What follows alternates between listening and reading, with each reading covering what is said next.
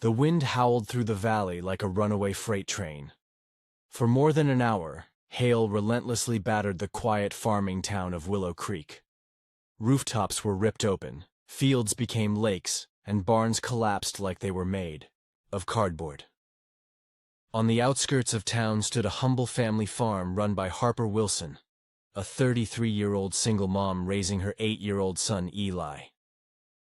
The land had been in her family for generations.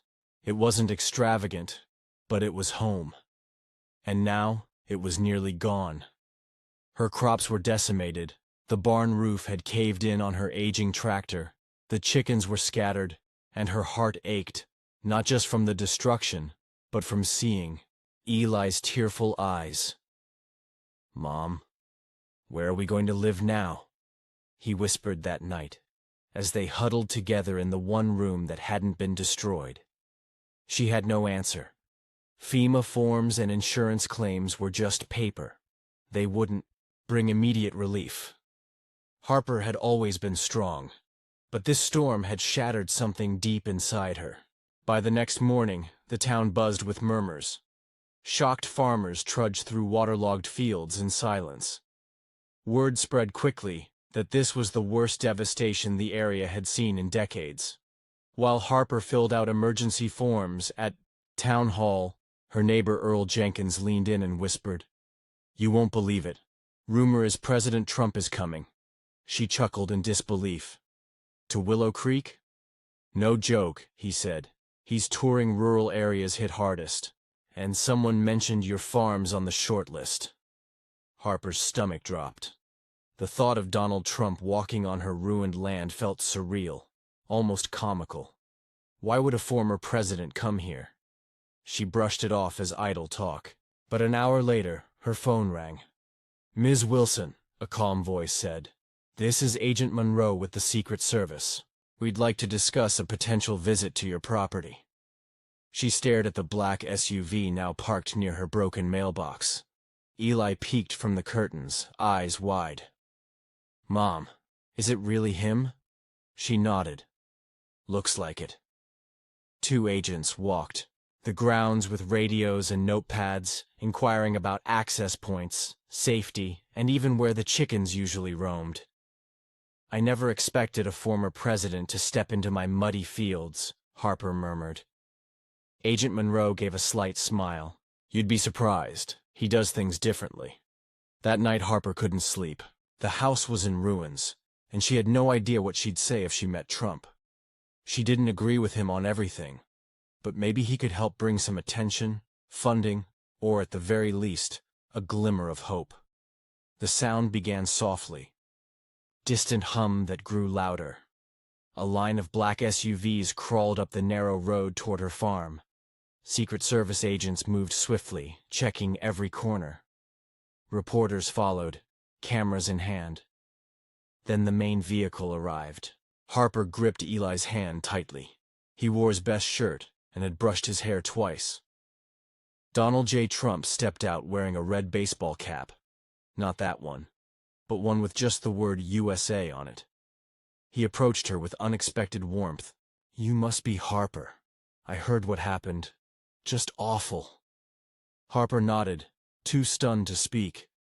Eli stepped up and said, "Sir, we lost our barn and tractor." Trump knelt down to Eli's eye level. "We're going to fix that, kid." Cameras clicked, capturing his walk through the wreckage. But Trump seemed focused and attentive. He didn't rush. He asked detailed questions about the soil, irrigation, livestock. "This isn't just for show," Harper whispered to Earl. "He's really listening." As they reached the ruined barn, Trump paused. "Looked like a solid structure," he said. "It was my grandfather's," Harper replied. "He used to say storms come and go, but the land never forgets." Trump turned to her. "That's powerful. You should write speeches." Despite everything, she smiled. Reporters expected a quick photo op, maybe a short statement. But instead, Trump asked for a chair and sat under the broken awning for over an hour. He listened to Harper and a few nearby farmers. When the press was moved further away, something shifted. Removing his cap, He leaned forward. "Tell me honestly," he asked Harper. "What do you really need?" She hesitated. "Not a handout, just a way to get started again. A barn, a working tractor, seeds, that's all." He nodded. "You're the kind of American people forget. But not me." Before leaving, he hugged Eli and whispered something in his ear. The boy's eyes lit up, but he said nothing. As the motorcade disappeared down the road and reporters scattered, a strange peace returned to the farm. But Harper felt something had changed. 2 days later, a plain white envelope arrived. No return address. Just her name in block letters. Inside was a typed letter and a check. The note read, "Harper, some build barns, others rebuild hope. I believe you'll do both. Use this to plant again. Donald J. Trump." The check was for $100,000. Harper sat trembling at the kitchen table. Eli leaned over, wide-eyed. "Mom, can we get a red tractor like Grandpa had?" She nodded, tearfully smiling. "Yes, baby, we sure can." Word spread quickly.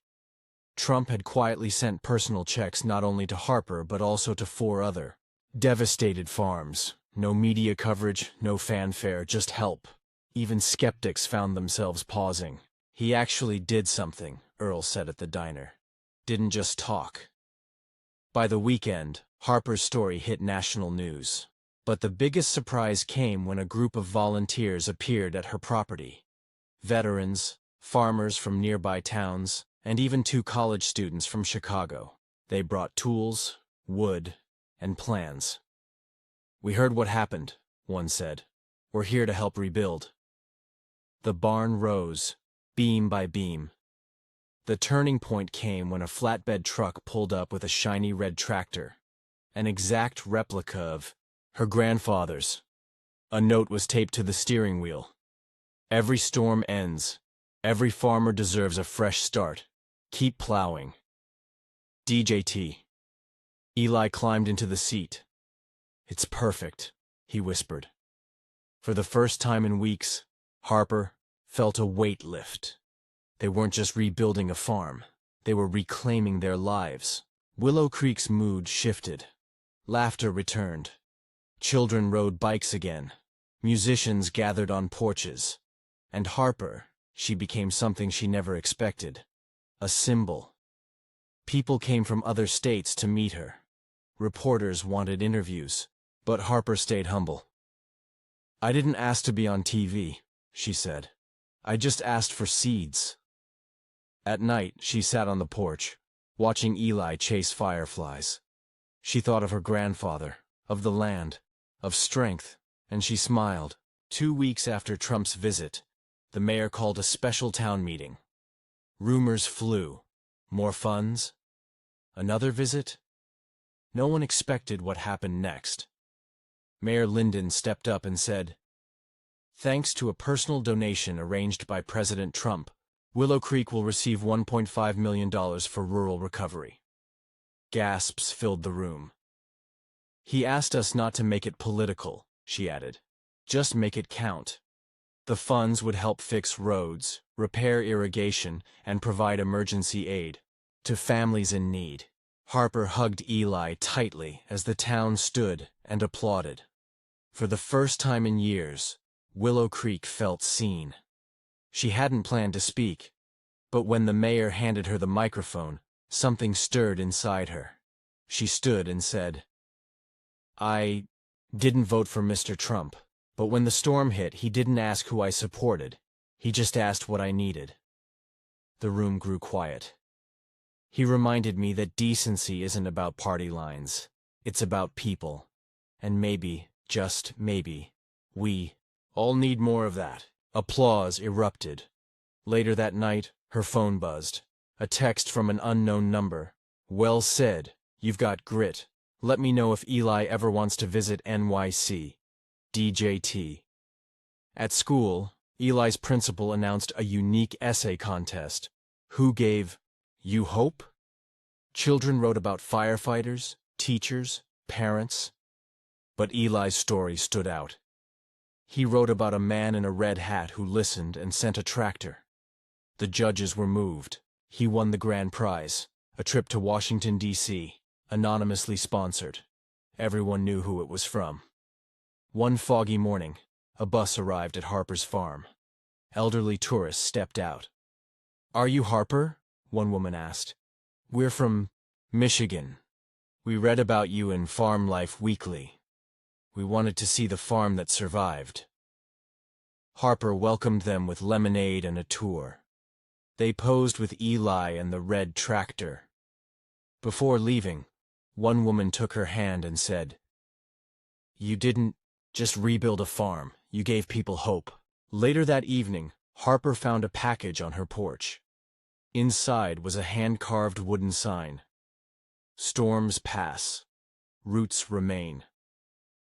There was no note, no sender. She hung it above the barn door. Soon, neighbors asked where to get one. Someone replicated it and began selling them at the farmer's market. The message spread like wildfire. Storms pass. Roots remain.